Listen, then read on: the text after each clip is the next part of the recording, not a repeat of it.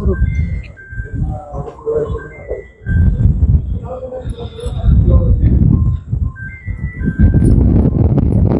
नमस्कार, मी शिवाजी तुपे. मंदिर संघाच्या वतीने इथे तमाम सर्व हिंदुत्ववादी चळवळी आणि संघटनांच्या वतीनं माननीय जिल्हाधिकारी यांना निवेदन देण्यात आलो आहोत. महाराष्ट्र शासनाने नुकतेच जाहीर केलेल्या मदरशांच्या मजबूतीकरणासाठी 50 लाख रुपये अनुदान जाहीर केले. सदरचे अनुदान हे विशिष्ट एका समुदायासाठी दिल्याने ते देश विघातक कार्य करतात का विधायक कार्य करतात हा संशोधनाचा मुद्दा आहे. या मदरशांमध्ये नक्की काय शिकवले जाते चौकशी होणं गरजेचं आहे. अशा चौकशा होऊन ते जर कार्य उचित असेल तर त्याचा भाग निराळ आहे. याच्यावर संशोधन होऊन यूपी सारख्या राज्यामध्ये आज मदरशांच्या तपासणी चालू आहे. तशा धर्तीवर या राज्यातले देखील मदरशांची तपासणी व्हावी आणि त्यांना दिलेला अनुदानाचा निर्णय हा तात्पुरता रोखण्यात यावा. आणि एवढे बोलून मी थांबतोय. झालं.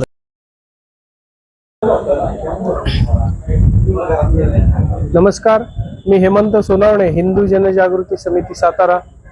आत्ताच आपण जिल्हाधिकारी यांना निवेदन दिलेलं आहे की शासनाने झाकीर हुसेन मदरसा आधुनिकीकरण योजनेअंतर्गत 308 मदरशांना यांनी निधी दिलेला आहे. वस्तुतः मदरशांचीच तपासणी होणं अपेक्षित आहे आत्ता, कारण भारतभरातल्या सगळ्या जर घटना बघितल्या यांना सर्व शिक्षण मदरशातून होतं. त्यामुळं अनधिकृत मदरसे आणि मदरशातून होणारं शिक्षण याची प्रथम पडताळणी होणं आणि मग त्यांना सहाय्य करणं हे ठीक झालं असतं. आणि दुसरा एक यामध्ये मांडायचा मुद्दा म्हणजे की वक्फ बोर्ड हा स्वतंत्र व्यवस्था त्यांच्याकडे आहे.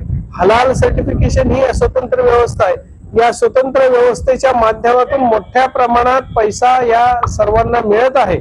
तरी सुद्धा शासनाला पैसे का द्यावे लागतात? जर भारत सेक्युलर आहे, सेक्युलर यंत्रणा भारताची प्रशासकीय यंत्रणा आहे, तर यांनी कोणत्याही प्रकारचे धार्मिक आधार देणं अपेक्षित नाही.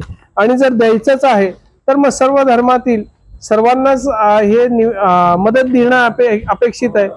संतांचं वारकरी शाळा असतील किंवा वेद पाठशाळा असतील तर हे सगळ्या व्यवस्थांना पैशात एक धार्मिक निधी देणं अपेक्षित आहे. तो शासनाने केलं नाही. यासाठी आम्ही मागणी करतो या निवेदनाच्या वतीने की जो काही निधी गेलेला आहे तो पुन्हा वळवावा, पुन्हा माघारी घ्यावा आणि सर्व मदरशांची तपासणी व्हावी प्रथम.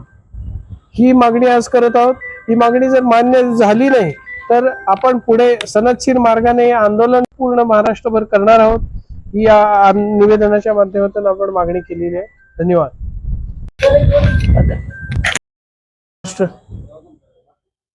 नमस्कार, जय हिंदू राष्ट्र. मी उमेश गांधी, सातारा जिल्हा हिंदू महासभा.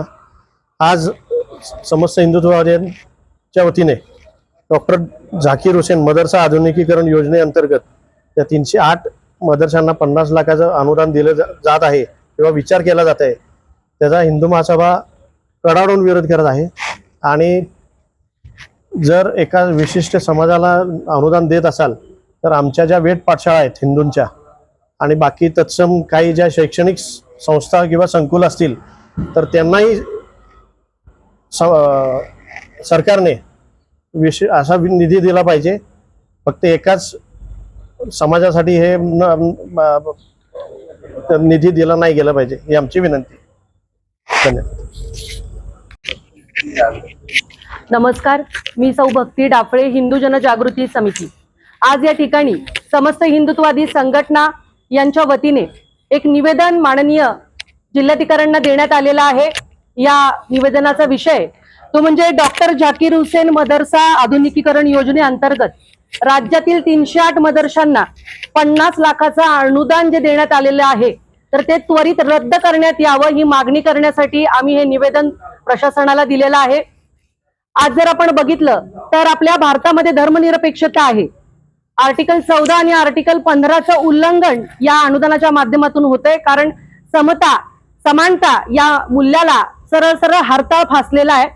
कारण एका ठिकाणी मदरशांना एवढ्या मोठ्या प्रमाणामध्ये अनुदान दिलं जातं पण दुसरीकडे ज्या बहुसंख्य हिंदू स्वतःचा कररूपी पैसा तिथे जमा करतात आणि तो कराचा पैसा आज ह्या ज्या आहेत त्या काही विशिष्ट वर्गासाठी वापरला जातो. मुळात बहुसंख्य हिंदूंच्या वेद पाठशाळेसाठी कुठलंही अनुदान दिलं जात नाही. वारकरी शिक्षण संस्थांना कुठलंही अनुदान दिलं जात नाही. आणि आपण या मदरशांचा जर इतिहास पाहिला तर नागठाण्यातली घटना आपण जर बघितली तर त्या ठिकाणी वंदे मातरम सुद्धा ती मुलं म्हणत नव्हती. त्यामुळे मदरशांच्या माध्यमातून राष्ट्रहिताचं शिक्षण दिलं जातं की राष्ट्रविरोधी शिक्षण दिलं जातं, याची आधी महाराष्ट्र राज्य शासनाने चौकशी केली पाहिजे. आणि त्यानंतरच हे जे अनुदान जे ते विचार करतायत आता त्यांनी पारित केलेलं आहे, तर त्याचा त्यांनी पुनर्विचार केला पाहिजे. आणि हिंदू जनजागृती समितीचं जे आहे ते ही मागणी आहे, जर तात्काळ हे अनुदान रद्द केलं नाही तर आम्ही राज्यभर जे आहे ते सनदशीर मार्गाने आंदोलन करू आणि याचा कडाडून विरोध करू. नमस्कार.